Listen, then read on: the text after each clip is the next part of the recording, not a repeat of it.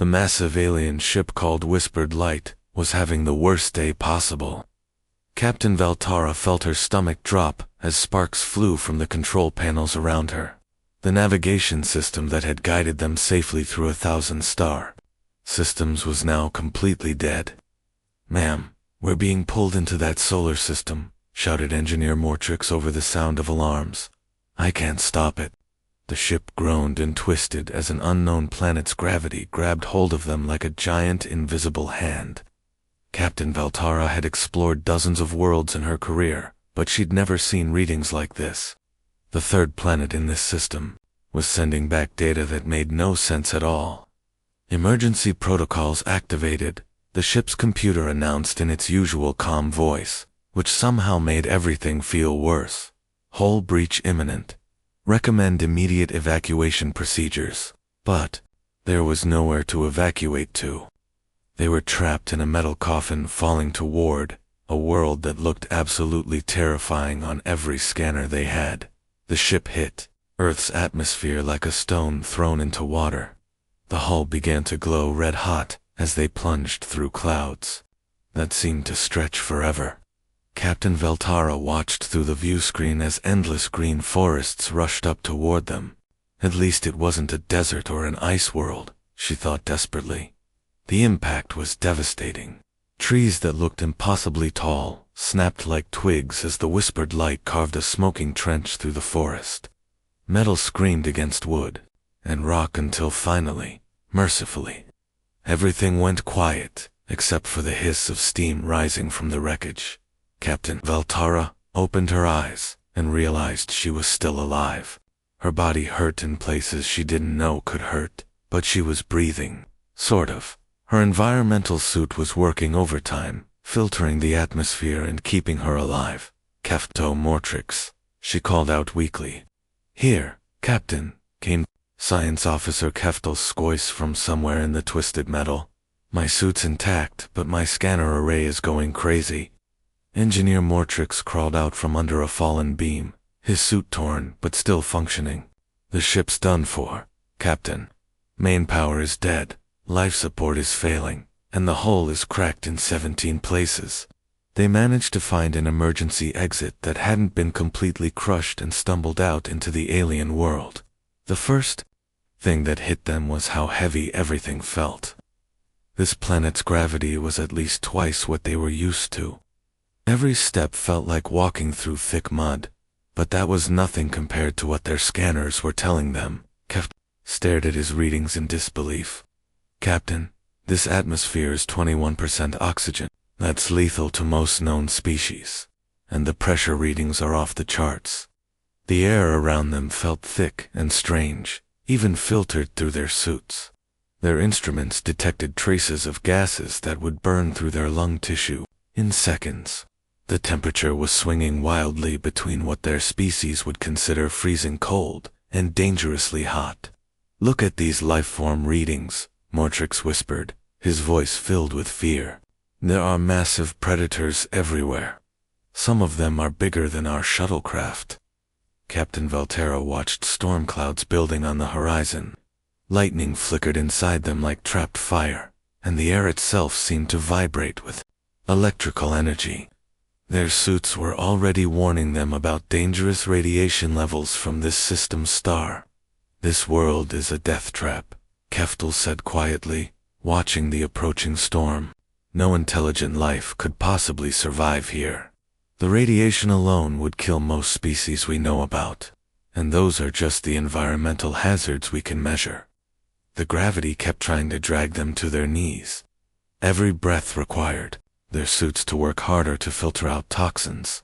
The very ground beneath their feet registered as unstable, with geological activity that suggested this planet was trying to shake itself apart. Thunder rolled across the sky like the roar of some massive beast, growing louder and closer. The storm was moving toward them with frightening speed, bringing with it winds that could probably knock down buildings, and rain that their suits detected as mildly acidic. That's when they heard it. Something large was moving through the trees, toward them, breaking branches, and pushing through undergrowth, with the confidence of a creature that belonged here. Captain Veltara felt her 3 hearts racing as she realized they were about to meet whatever ruled this nightmare world. The footsteps grew closer, steady and unhurried, as if whatever was approaching had no fear of anything this deadly planet could throw at it. The footsteps they'd been hearing belonged to something that made absolutely no sense, according to everything the aliens knew about life in the universe. Out of the thick forest undergrowth stepped a creature that looked completely wrong for this deadly world. It was bipedal, like many intelligent species, but seemed fragile and soft. No thick armor plating, no protective scales, no environmental suit of any kind. Just thin fabric covering pink skin that looked like it would tear if you looked at it wrong. The creature had a large pack strapped to its back and wore what appeared to be some kind of foot coverings, but nothing that could possibly protect it from this planet's hazards. "Hey there, you folks okay?" The creature called out in a friendly voice, walking toward their crashed ship like he was strolling through a peaceful park instead of a radioactive Deathworld. "Captain." Veltara's translator worked frantically to process the sounds this being was making. The tone was warm and concerned, completely at odds with the environment that should have killed him instantly. The 3 aliens pressed closer together, their environmental suits beeping warnings about everything around them, while this impossible creature just stood there breathing the toxic atmosphere like it was perfectly normal. Their scanners showed he was taking in massive amounts of oxygen with every breath, something that would cause immediate chemical burns to their respiratory systems. We require assistance," Captain Veltara finally managed to say through her translator, her voice shaking. "Our vessel is damaged." The human nodded like this was the most normal conversation in the universe. "No problem at all. Name's Tyler, by the way. I was just finishing up a 3-day hike when I heard the crash." He gestured casually at the storm. "Clouds building overhead. Storm's coming though, and it's going to be a big one. You better come with me. My camp's just up the ridge." The aliens stared at him in complete bewilderment. This creature was inviting them to travel further into the hostile environment instead of seeking shelter in their damaged but still partially protective ship. Their suits were already struggling to keep them alive in this spot, and he wanted them to move. Tyler seemed to notice their hesitation. "Don't worry, I've got a good setup. Been camping in these mountains for years. This storm system looks like it'll last most of the night, but my gear can handle it." As if summoned by his words, lightning split the sky with a crack so loud it made their suit speakers crackle with interference. The electromagnetic pulse from the strike would have fried most of their ship's remaining systems if they'd been closer to the impact point. Tyler glanced up at the lightning like someone checking the time. "Yep, definitely need to get moving. These mountain storms don't mess around." The first drops of rain began to fall, and the alien suits immediately started screaming warnings. The water contained trace amounts of acid that would eat through their skin in minutes. Each droplet that hit their suits left tiny scorch marks on the supposedly indestructible material. But Tyler just pulled a thin hood over his head and started walking up a barely visible trail, chatting over his shoulder, as if deadly acid rain was just a minor inconvenience. "I love hiking in weather like this. Really makes you feel alive, you know. The forest smells amazing when it rains." The aliens had no choice but to follow, their heavy suits making each step a struggle in the crushing gravity, while Tyler moved up the steep trail like he was born for it, which, they were beginning to realize, he probably was. "So where are you folks from?" Tyler asked conversationally as thunder boomed overhead. "That's some interesting gear you're wearing. Very high-tech looking." Engineer Mortrix was monitoring his readings in complete shock. "Captain," he whispered through their internal system, "this creature is generating body heat in suboptimal temperatures, processing toxic gases as if they were beneficial, and his bone density suggests he evolved in gravity conditions that would crush most known species." Tyler continued his cheerful commentary as they climbed. You picked a great area to visit, by the way. We've got elk, mountain lions, bears, wolves. Saw a whole pack of wolves yesterday morning. Beautiful animals. And the bird life here is incredible. Hawks, eagles, owls that could probably carry off a small dog. Science Officer Keftel nearly stumbled when his translator processed those words. The creatures Tyler was describing so fondly were all apex predators that could easily kill most galactic species. He was talking about them the way someone might discuss colorful flowers in a garden. The rain was getting heavier, turning the trail into something resembling a small river, but Tyler just adjusted his pack straps and kept walking. Almost there. He called back encouragingly. I've got hot coffee waiting, and we can get you dried off. The aliens exchanged terrified glances through their helmet displays. What kind of species treated a planetary death storm as a minor inconvenience? And what exactly did he mean by hot coffee? Tyler's camp turned out to be more sophisticated than the aliens expected, but still nothing like the advanced shelters they were used to. He had a large fabric structure that he called a tent, which somehow kept the acid rain from melting their faces off, and a small controlled fire that provided warmth and light. But the real surprise came the next morning when Tyler contacted someone on a small communication device that looked primitive compared to their technology, yet somehow worked perfectly on this electromagnetic nightmare of a planet. Hey, Dr. Chen, it's Tyler. You know those rare minerals you were telling me about?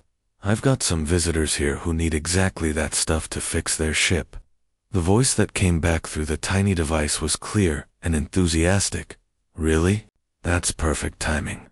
I'm heading up to Mount Cascade tomorrow anyway.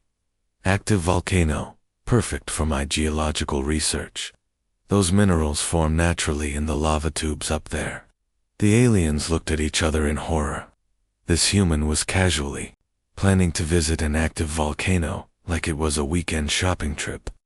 Their scanners had detected the volcanic activity from orbit, registering it as a planetary-scale hazard that could potentially end all life on the continent. Tyler grinned at their obvious concern.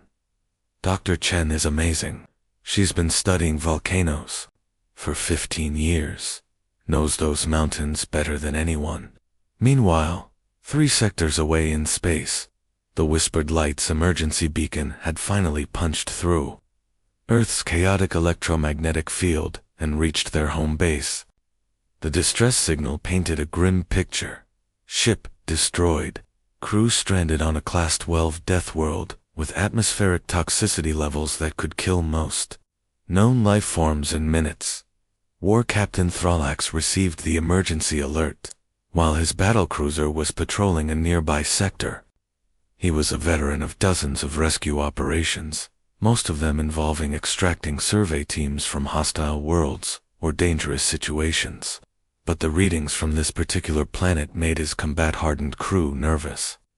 Sir, his tactical officer reported, the planet's showing volcanic activity, seismic instability, atmospheric toxicity, and life forms that register as extremely dangerous. Recommend full combat deployment for extraction. Thralax nodded grimly. Prepare the Marines. Full environmental protection, heavy weapons, emergency medical bay on standby. This is going to be ugly. The rescue fleet dropped out of hyperspace, expecting to find a desperate survival situation. Their sensors immediately confirmed the worst fears. This world was actively trying to kill everything on it. Radiation from the local star, electromagnetic storms in the upper atmosphere, and gravitational stress that would crush most species.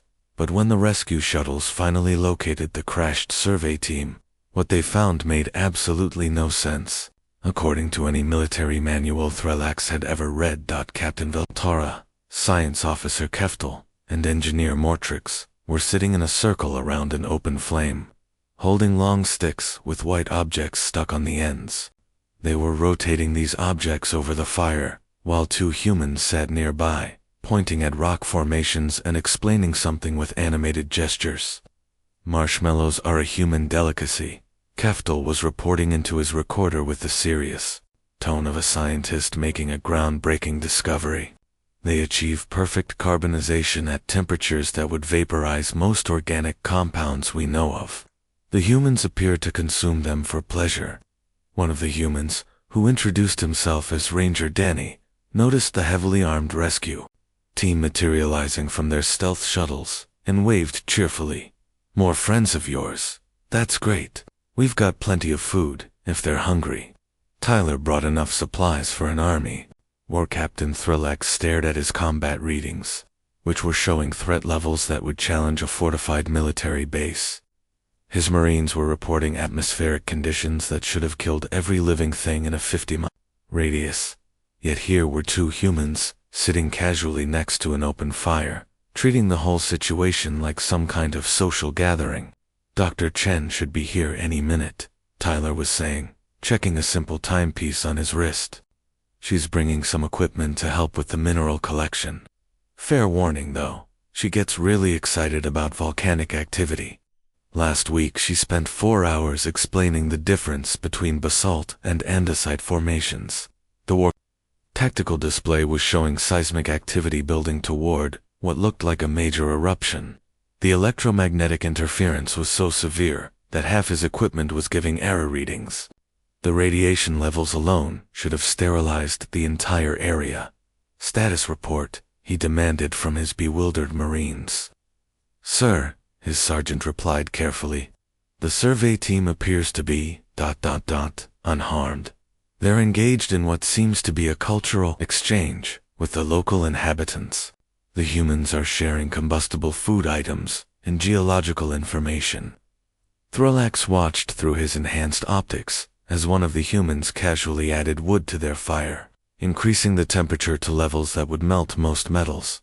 The survey team was not only surviving but seemed almost relaxed. "And the threat assessment?" he asked. "Sir, according to our instruments, everything on this planet should be dead, including us, sir. But the humans seem to consider this a normal environment for recreational activities." War Captain Thrillax had led rescue missions to war zones, toxic waste planets, and collapsed stellar systems. He had never encountered a situation where the local inhabitants treated a planetary death trap as a casual camping expedition. Something was very wrong with his understanding of this species. Dr. Chen arrived at the campsite just as War Captain Thrillax was setting up what looked like a small military command post. She pulled up in a vehicle that the alien scanners identified as primitive, but remarkably durable, loaded with equipment that seemed designed specifically for surviving in impossible conditions. "Sorry I'm late," she called out cheerfully, completely ignoring the heavily armed alien soldiers surrounding the area. "Had to stop and check some readings on the way up. The mountain's getting really active today." War Captain Thrillax studied this new human with the same confusion he'd been feeling since arriving on this world. Like the others, she showed no fear of the environmental hazards that had his Marines constantly checking their life support systems. Her clothing was practical, but offered no visible protection against the radiation, toxic gases, or crushing gravity that made this planet a death trap. After observing the humans interact with his survey team for several hours, Thrillax decided it was time to take control of the situation. He activated his universal translator and stepped forward with the authority of someone accustomed to being obeyed across a dozen star systems. "Your species shows promise," he announced in what he considered a generous tone, addressing the small group of humans who had gathered around their primitive fire. "We represent the Galactic Council, and we offer you citizenship and protection from this hostile environment." The humans exchanged glances that the war captain interpreted as gratitude mixed with awe. Surely these primitive beings would be thrilled to learn that advanced civilizations wanted to help them escape their deadly world. Danny, the park ranger who had been explaining local wildlife to the fascinated alien science officer, spoke up first. "That's really nice of you to offer, but thanks, we're good here. Earth's home, you know." Thrillax blinked in surprise. In his experience, Species trapped on Deathworlds jumped at any chance to escape. You don't understand the danger you're in, he explained patiently. This world will kill you. We have surveyed thousands of planets, and this one ranks among the most hostile we've ever encountered. We can relocate your people to safer worlds, where you won't have to struggle just to survive. The humans' polite smiles began to look a bit strained, though Throlix didn't recognize the warning signs. Tyler shifted his weight slightly, and Dr. Chen glanced at her instruments with a frown that had nothing to do with the alien offer. We should probably head down the mountain soon, she said to the other humans, her voice carrying a note of urgency. Seismic activities picking up significantly in the last hour. Throlax interpreted this as fear of his military presence and decided to be more direct. You cannot refuse galactic law, he declared, gesturing toward his marines who were positioned around the campsite with their advanced weapons clearly visible. For your own protection, we will establish a permanent outpost here. Your species will be relocated to appropriate worlds where you can thrive safely. The temperature around them seemed to drop several degrees, though the aliens' instruments couldn't detect any atmospheric change. Danny's radio, which had been quietly crackling with routine chatter, suddenly burst to life with urgent voices. Base, this is Tower 7. We're showing major seismic activity across the entire Cascade Range. Recommend immediate evacuation of all personnel above the tree line. Copy that, Tower 7. Emergency services are moving to alert status. All civilian personnel should begin moving to lower elevations immediately. The humans' demeanor shifted in a way that the aliens had never seen before.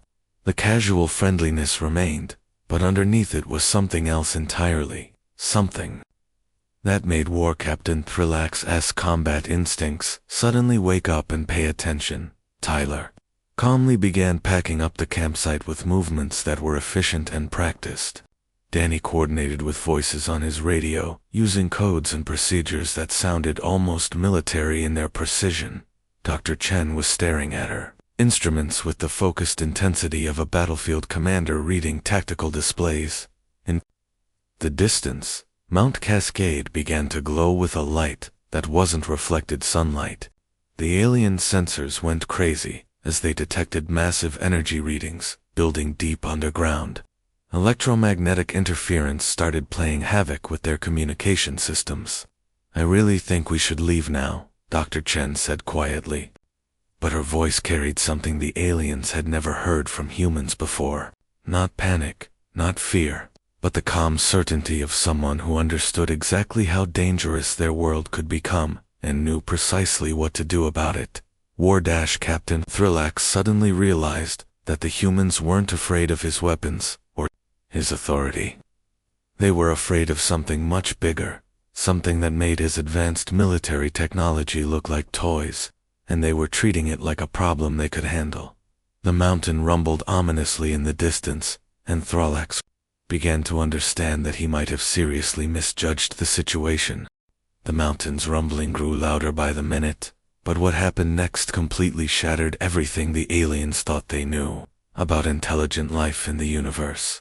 Instead of the chaos and panic that War Captain Throlax expected, the humans transformed before his eyes. The casual hikers and friendly scientists suddenly became something else entirely. Danny pulled out his radio and began speaking in crisp, efficient tones that reminded Throlax of his own military communications. Base, this is Ranger Station Alpha, initiating Code Red evacuation protocols for Sectors 12 through 18.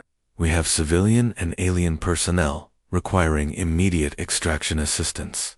Dr. Chen was already packing her equipment with movements so practiced they looked like a military drill. Tyler, can you handle the Eastern Trail route? I'll coordinate with the geology station and make sure they're clear of the blast zones. Tyler nodded and shouldered his pack, but he wasn't the same relaxed hiker who had offered them marshmallows around a campfire. His eyes had taken on the sharp focus of someone making life and death calculations. Copy that. I'll sweep the lower trails and make sure no one's stuck up there. The aliens watched in stunned silence as these supposedly primitive humans executed what looked like a perfectly rehearsed emergency response plan. Within minutes, other humans began appearing from directions the aliens hadn't even known were accessible. They moved with purpose and coordination that would have impressed a galactic military unit. "Evac Zone 7 clear," reported someone called Kevin over radio frequencies that somehow cut through electromagnetic interference that had completely disabled the aliens' advanced communication systems. Moving to secondary positions. "We've got visual confirmation of lava flow starting on the north face." War Captain Thrulax stared at his instruments in disbelief. The volcanic eruption building in the distance registered as a planetary scale catastrophe. The energy readings were off every chart his systems could display. Yet these humans weren't running away from it. They were coordinating around it like it was a complex but manageable problem.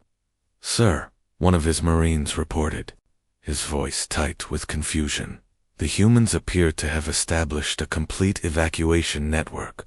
They're moving personnel and equipment through routes that our orbital scans didn't detect. It's like they've planned for this exact scenario."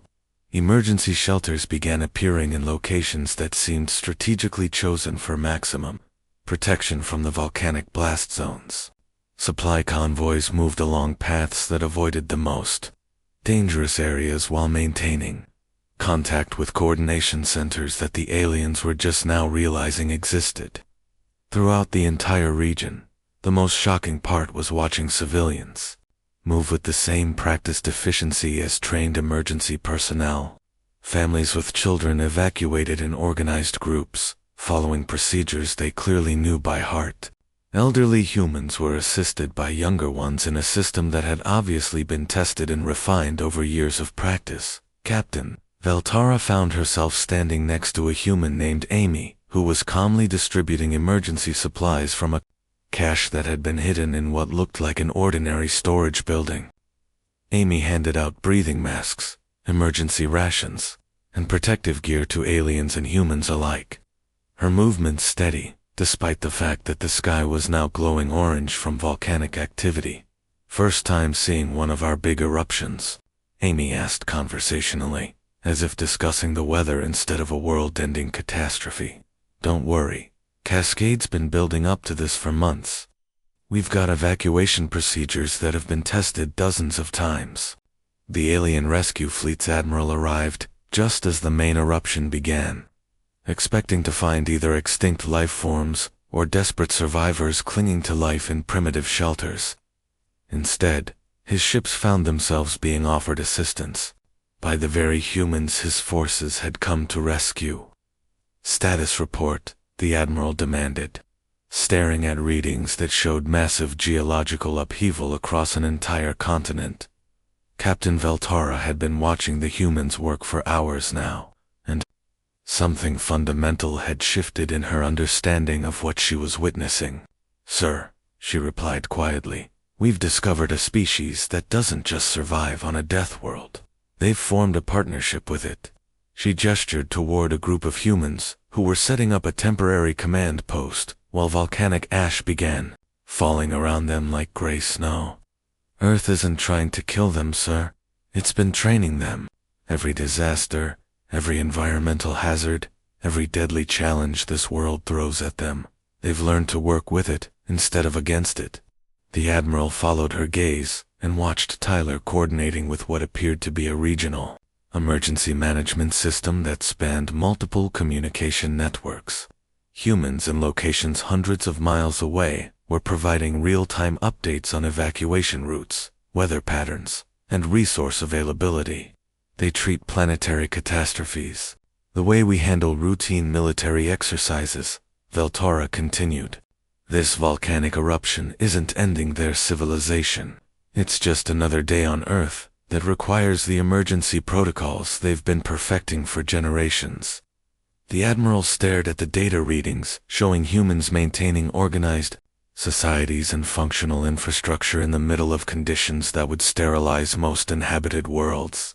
Then he looked at the humans themselves, who were offering food, shelter, and technical assistance to alien refugees from the very disaster his fleet had come to escape.